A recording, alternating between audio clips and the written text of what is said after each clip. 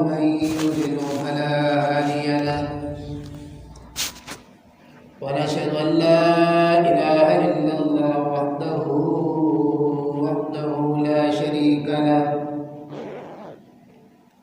ونشهد أن سيدنا وسندنا وحبيبنا وشفيعنا ومولانا محمدا عبده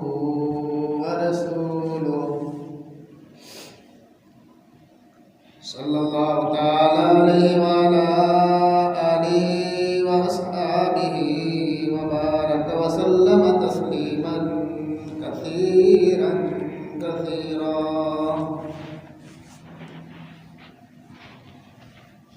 أما بعد فأعوذ بالله من الشيطان الرجيم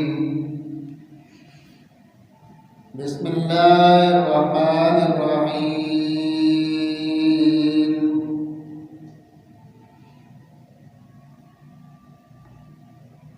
واذكر في الكتاب مريم إذ انتبذت من أهلها مكانا شرقيا فاتخذت من دونهم حجابا فأرسلنا إليها روحنا فتمثل لها بشرا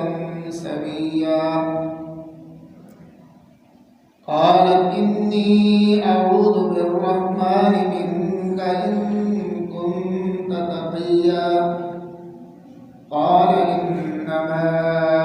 أنا رسول ربك لأهب لك غلاما زكيا قالت أنى يكون لي غلام ولم يمسسني بشر ولم أك بغيا قال كذلك قال ربك هو علي هين ولنجعله آية للناس ورحمة منا وكان أمرا مقضيا سبحان ربك رب العزة عما يصفون وسلام على المرسلين والحمد لله رب العالمين اللهم صل على محمد وعلى آل محمد كما صليت على إبراهيم وعلى آل إبراهيم إنك حميد مجيد قرآن عزیز سورہ مریم سورہ بارہ چند آیات کریمہ اس وقت تلاوت کی گئی ہیں۔ قرآن عزیز نے پہلے انبیاء علیہ السلام اور پہلے گزرنے والی ایک عورت جو حضرت عیسیٰ علیہ نبینا علیہ السلام کی والدہ محترمہ اور عورتوں میں سب سے اہم مقام رکھنے والی اس امت سے پہلے اور انتہائی پاک دامن انتہائی پاکیزہ عورت جس کی پاکیزگی، جس کی طہارت، جس کا مقام قرآن مجید نے اس امت کے سامنے بیان فرمایا۔ چونکہ حضرت عیسیٰ علیہ نبینا علیہ السلام اور ان کی والدہ محترمہ کو لوگوں نے اللہ تبارک و تعالیٰ کا درجہ دیا ہوا تھا کہ یہ اللہ پاک کی ذات ہے، نعوذ باللہ۔ حضرت عیسیٰ علیہ نبینا علیہ السلام کے بارے میں اس وقت بھی عیسائیوں کا یہ نظریہ اور عقیدہ ہے کہ وہ تین خداؤں میں سے ایک ہے، یا وہ اللہ کے بیٹے ہیں، نعوذ باللہ، ان کے اس نظریے کو قرآن مجید نے امت کے سامنے بیان فرمایا کہ وہ نہ خدا ہیں اور نہ اللہ پاک کے وہ بیٹے ہیں۔ اس طریقے سے ان کی والدہ محترمہ و امہ صدیقہ، وہ سچی اور پاک عورت تھی، وہ بھی انسان تھی۔ تو اس امت کو بتایا گیا کہ انسان کتنا بڑا ہی کیوں نہ ہو جائے، عورت کتنی بڑی کیوں نہ ہو جائے، اعمال میں اللہ تبارک و تعالیٰ کے آپ قرب حاصل کرنے میں اللہ کے کتنے قریب کیوں نہ ہو جائے، انسان انسان ہی ہوتا ہے۔ یہاں تک کہ انبیاء علیہ السلام جن کے کوئی گناہ نہیں ہوتے، جو گناہ سے پاک ہوتے ہیں، گناہ کو حکم نہیں ہے کہ وہ پیغمبر کے پاس جائے، عام انسانوں کو حکم ہے کہ گناہ کے پاس نہ جائے، پیغمبر کو حکم ہے، پیغمبر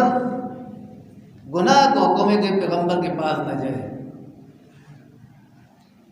پیغمبر انسانوں میں سب سے اعلیٰ انسان اور اعلیٰ رتبہ، اعلیٰ مقام،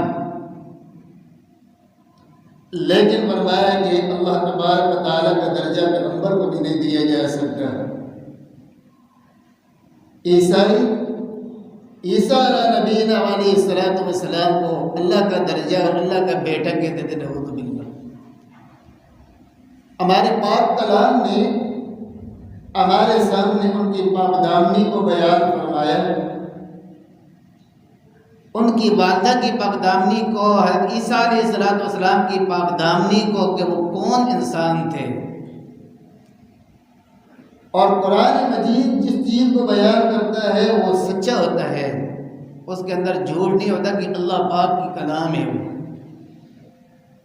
لہذا انسانوں کے جو نظریات آپس میں بنائے جاتے ہیں وہ جھوٹے ہوتے ہیں، جو قرآن مجید تذکرہ کرتا ہے وہ سچا تذکرہ ہوتا ہے۔ عیسیٰ علیہ السلام اللہ پاک کے پیغمبر ہیں، اور ہمارا یہ نظریہ اور عقیدہ ہے کہ اللہ تبارک و تعالی نے عیسیٰ علیہ نبینا علیہ السلام کو آسمان کی طرف اٹھایا، اور یہ بھی قرآن مجید نے ہمیں بتایا ہے کہ عیسیٰ علیہ السلام کو اللہ پاک نے آسمان کی طرف اٹھا لیا۔ اور کس وقت اٹھایا؟ جس وقت کہ عیسیٰ علیہ نبینا علیہ السلام کو ایک کمرے میں بند کر کے انہوں نے مارنے کی کوشش کی، وہاں سے اللہ پاک نے آسمان کی طرف اٹھایا، اور انہی کی شکل میں ان کا ایک آدمی وہاں آیا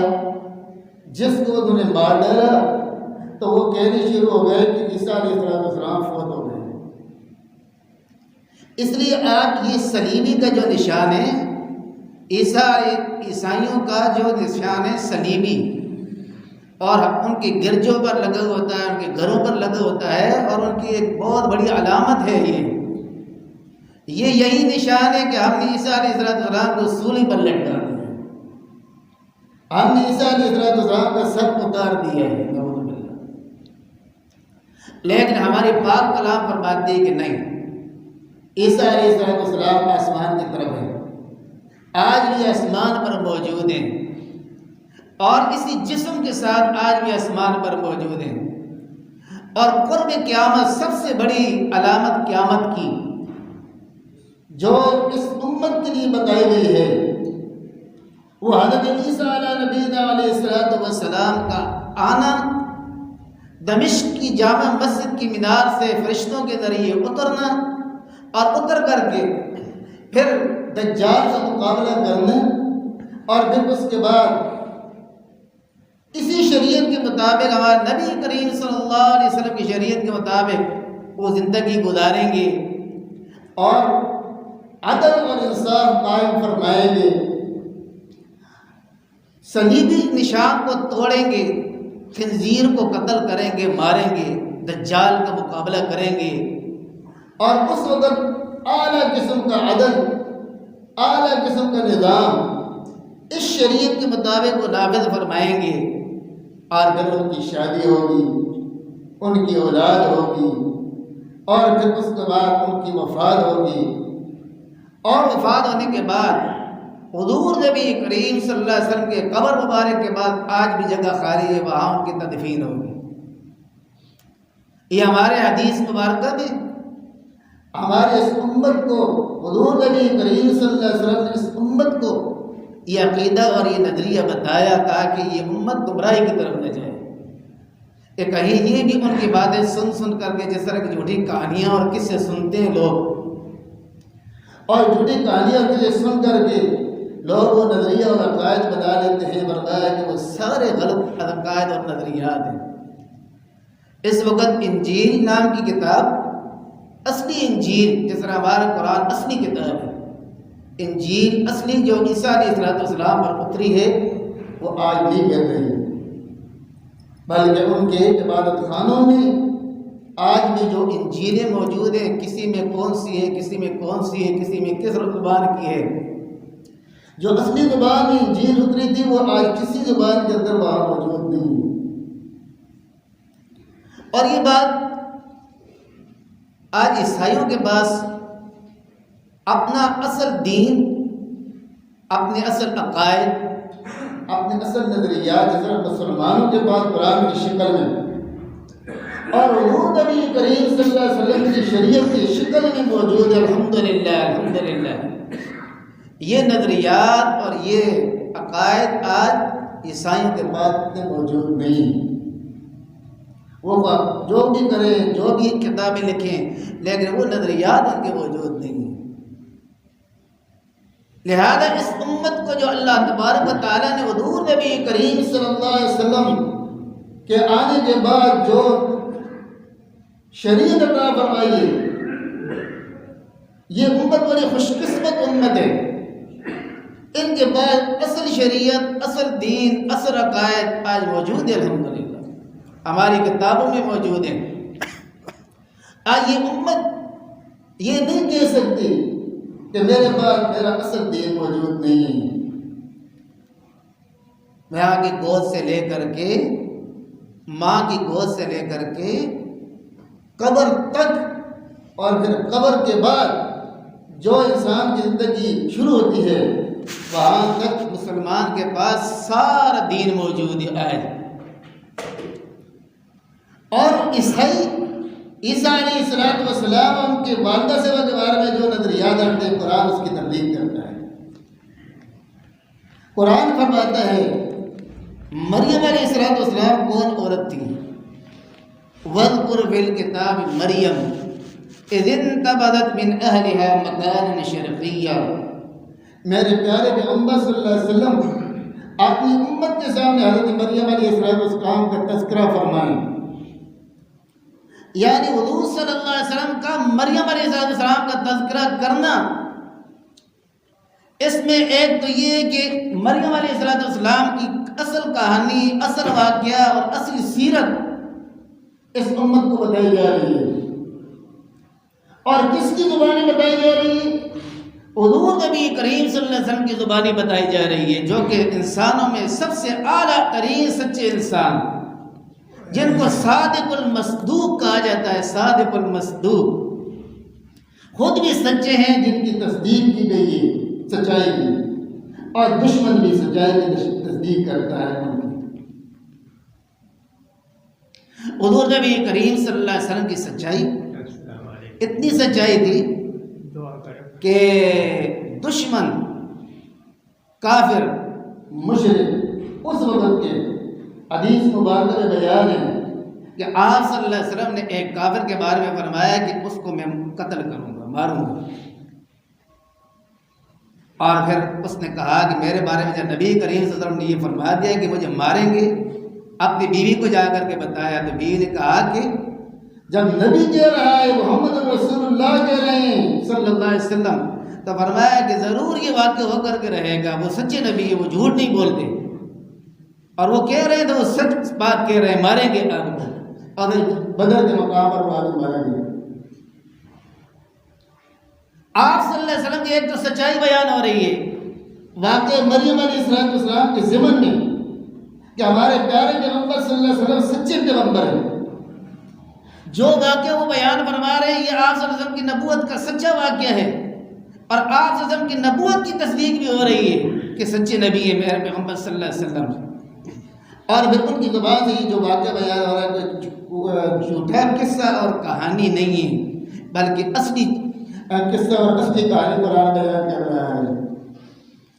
مریم علیہ السلام اپنے گھر سے نکلی، اور نکلنے کے بعد مکان شرقیہ، مشرق کی جانب ایک مقام تھا، وہاں جا کر کے ٹھہری۔ فاتخذت من دونہم حجابا، اپنے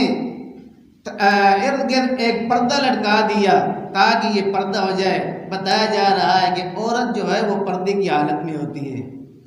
عورت سامنے نہیں آ سکتی، پردے کی حالت میں ہو اس کی۔ فارسلنا الیہا روحنا، ہم نے حضرت جبرائیل علیہ السلام کو ان کی طرف بھیجا۔ فتمثل لها بشرا سویا، وہ انسانی شکل میں حضرت جبرائیل علیہ السلام مائی مریم علیہ السلام کے پاس پہنچے۔ پہنچنے کے بعد دیکھا کہ یہ تو مرد ہے، اور سچی جو عورت ہوتی ہے، باحیا جو عورت ہوتی ہے، وہ فوراً اپنی زبان سے بولتی ہے کہ میرے سامنے تم نہ، تم انسانوں میں انسان بھی ہو اور تم مرد بھی ہو۔ کہنے لگی انی اعوذ بالرحمن منک ان کنت تقیا، میں رحمان کی پناہ لیتی ہوں تو اس سے، اگر تم پاک بال انسان ہے تو میرے سامنے نہ آ، اور میں پردے کی حالت میں ہوں۔ لیکن وہ تو اللہ کی جانب سے آئے تھے، اور وہ فرشتے تھے، انسانی شکل میں آئے تھے، تو فرمایا کہ انما انا رسول ربک، آپ گھبرائے نہیں، میں تو اللہ کی جانب سے بھیجا ہوا اللہ کا ایک رسول ہوں، اللہ کا بھیجا ہوا ہوں، اور تیری طرف مجھے اللہ نے بھیجا ہے۔ کیوں بھیجا ہے، کیوں آئے ہو؟ لِأَبَلَكَ غُلَامًا زَكِيًّا، مجھے اللہ نے کہا ہے کہ ان کو ایک بیٹی کی خوشخبری دے کر گیا۔ مریم علیہ السلام کو بیٹی کو خوشخبری دینے کے لیے تو کس طریقے سے بیٹا ہوگا؟ اَنَّا يَكُونُ لِي غُلَامٌ، میں نے تو شادی نہیں کی، میرا خاوند نہیں ہے، اور میں نے کسی انسان کے ساتھ منہ کارا نہیں کیا، کسی انسان کے ساتھ میرا تعلق نہیں ہے، تو پھر میرا بیٹا کیسا ہوگا؟ تو کہہ رہا ہے بیٹی کی خوشخبری ہے۔ اَنَّا يَكُونُ لِي غُلَامٌ وَلَمْ يَمْسَسْنِي بَشَرٌ وَلَمْ أَكُ بَغِيًّا، نہ کسی بشر نے مجھے چھوا ہے، نہ میں کوئی باغیہ کوئی عورت زناکار عورت ہوں، میں تو ان چیزوں کی طرف کبھی میں نے نگاہ بھی نہیں اٹھائی ہے، پھر تو کس طرح کہتا ہے کہ تجھے بیٹا ملے گا؟ فرمایا کذالک، اسی طریقے سے ہو کر کے رہے گا آپ کا بیٹا۔ آج یہ عیسائی بیان نہیں کرتے آپ کے سامنے، عیسائی نہیں بتاتے مریم علیہ السلام کی اصلی سیرت نہیں بتاتے آج عیسائی، ہمارا قرآن ہمیں بتا رہا ہے اصلی سیرت۔ اور پھر قرآن مجید فرماتا ہے کہ حضرت مریم علیہ السلام کو یہ بیٹا کس طریقے سے عطا ہوا؟ حضرت جبرائیل تشریف لائے، ان کے گریبان میں یا ان کے منہ میں انہوں نے پھونک ماری، جس کے ذریعے اللہ تبارک و تعالیٰ پیٹ میں حمل پیدا فرما دیا، پیٹ میں حمل ہو گیا، اور یہ حمل اٹھا کر کے حضرت مریم علیہ السلام پریشانی کی حالت میں ہیں کہ میں قوم کے پاس جا کر کے کیا جواب دوں گی ان کو کہ یہ حمل کیسا میرا ہو گیا ہے، کیسا ہو گیا ہے۔ فَأَجَاءَ الْمَخَاضُ إِلَىٰ جِذْعِ النَّخْلَةِ قَالَتْ يَا لَيْتَنِي مِتُّ قَبْلَ هَٰذَا وَكُنتُ نَسِيًّا مَّنسِيًّا، فرمایا کہ ایک کھجور کے تنے کے پاس آ کر کے پریشانی کی حالت میں، درد ذہن یعنی بچے کی پیدائش کا جو درد ہوتا ہے وہ ان کو لائق ہوا، تو اس کے بعد آ کر کے افسوس کے ساتھ کہنے لگی یا لیتنی مت قبل ہذا، اس پریشانی سے پہلے میں مر ہی جاتی تو میرے لیے بہتر تھا۔ یہ بڑی پریشانی تھی ان کو کہ لوگوں کو کیا جواب دوں گی، گھر والوں کو کیا جواب دوں گی میں، یا لیتنی مت قبل ہذا وکنت نسیا منسیا، اور میری یہ عادت ہو جاتی کہ میں بالکل بھولی بھلائی ہو جاتی، مجھے کوئی یاد بھی نہ کرتا۔ فناداها من تحتها، رب ذوالجلال نے وہاں کھانے پینے کا بندوبست فرما دیا، فرمایا کہ اے مریم فکر کرنے کی ضرورت نہیں، فنادى من تحتها، نیچے سے آواز آئی، فرشتے نے آواز دی اللہ کی جانب سے اور فرمایا کہ اللہ تحزنی، اے مریم غم اور فکر نہ کرو، آپ کی صفائی ہم بیان کریں گے، اللہ کی جانب سے صفائی بیان ہوگی۔ قد جعل ربک تحتک سریا وہزی الیک، نیچے سے چشمہ جاری ہوگا پانی پینے کے لیے، اللہ پاک نے بندوبست فرما دیا پانی کا۔ فرمایا اس تنے کے ساتھ جو تم بیٹھ کر کے ٹیک لگا کر بیٹھی ہوئی ہے اس کو حرکت دو، وہزی الیک بجذع النخلۃ تساقط علیک رطبا جنیا، عمدہ قسم کے کھجورے تیرے لیے یہ درخت پھینکے گا، تجھے اللہ تبارک و تعالیٰ کھانے کا بھی بندوبست تیرے لیے کر دیا ہے، تیرے پینے کا بندوبست بھی اللہ پاک نے کر دیا ہے۔ اللہ پاک کی عجیب قدرت ہے کہ اس وقت عورت کو نرم چیز کی ضرورت ہوتی ہے، عورت کو حلوہ کھلایا جاتا ہے درد ذہن کے موقع پر، پیدائش کے موقع پر رب ذوالجلال نے قدرتی حلوہ پیدا فرما دیا کھجور کی شکل میں، اور قدرتی حلوہ اللہ پاک نے پیش فرما دیا۔ اور کھجور ایک ایسی چیز ہے کہ اس کے اندر اللہ پاک نے بھوک دور کرنے کی بھی طاقت رکھی ہوئی ہے، اور اس کے اندر جسم کی طاقت اللہ تبارک و تعالیٰ نے رکھی ہوئی ہے، بھوک بھی دور کرتی ہے اور انسان کی کمزوری کو بھی یہ کھجور دور کرتی ہے۔ یہ رب ذوالجلال نے وہاں بندوبست فرمایا۔ اللہ ہم سب کو اس پر یقین کرنے کی توفیق نصیب فرمائے۔